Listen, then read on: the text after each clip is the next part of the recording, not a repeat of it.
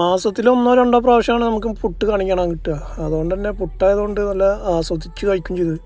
വല്ലാണ്ട് ആസ്വദിക്കാൻ പറ്റിയില്ല. അപ്പോഴത്തേനും മാഡം വിളിച്ചിട്ട് പറഞ്ഞു ഓഫീസിൽ പോകാൻ ടൈമായി പോരേ പറഞ്ഞു. വണ്ടിയുടെ അവിടെ എത്തിയിട്ടാണ് വിളിച്ചത്. അങ്ങനെ മാഡത്തിന് ഓഫീസിലിറക്കി ഞാൻ റിട്ടേൺ വന്ന് വീട്ടിൽ വന്നും റൂമിൽ കയറാൻ ടൈമൊന്നും കിട്ടിയില്ല.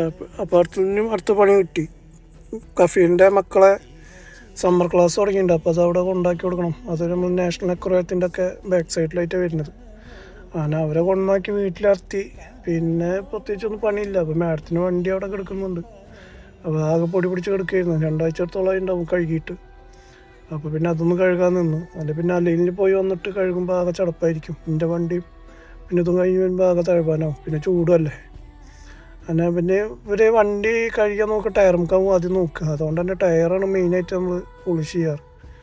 അങ്ങനെ പോളിഷും കാര്യങ്ങളൊക്കെ കഴിഞ്ഞ് വണ്ടികളൊക്കെ കഴിഞ്ഞ് നേരെ പൈപ്പ് മുടക്കി വെച്ച് എന്തായാലും വണ്ടി കഴുകിയതല്ല. അപ്പോൾ ചെരുപ്പും കഴുകാമെന്ന് വിചാരിച്ച്. ചെരുപ്പും ആകെ പൊടിയായിരുന്നു. അപ്പോൾ ചെരുപ്പും കഴുകാമെന്ന് പിന്നെ ഒന്നും നോക്കിയില്ല. കുറച്ച് നേരം അവിടെ പോയി ഇരുന്ന് പുറത്ത് വയർപ്പൊക്കെ ഒന്ന് മാറിയിട്ട് കുളിക്കാമെന്ന് വിചാരിച്ചു. പിന്നെ ഇരിപ്പോൾ കുറച്ച് നേരം അങ്ങനെ ഇരുന്ന്. പിന്നെ അധികം ഇരിക്കാനും പറ്റില്ല, വേറെ ചൂടല്ലേ. അങ്ങനെ കുളിയും കഴിഞ്ഞ് കുറച്ച് തിരുമ്മാനും ഉണ്ടായിരുന്നു. അത് വാഷിംഗ് മെഷീനിലിട്ട് അങ്ങനെ അതൊക്കെ കഴിഞ്ഞിട്ട് നേരെ വിചാരിച്ചു കുറച്ച് നേരം കിടന്നുറങ്ങാമെന്ന് വിചാരിച്ചു. പിന്നെ കിടന്നിട്ട് ഉറക്കം വരാത്തതുകൊണ്ട് എൻ്റെ 2-3 വീഡിയോസ് ഉണ്ടായിരുന്നു എഡിറ്റ് ചെയ്യാൻ. അത് എഡിറ്റ് ചെയ്യാനിരുന്നു.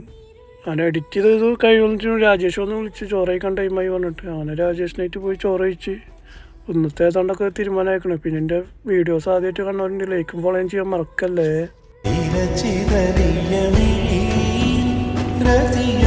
സത്യോ കനവോ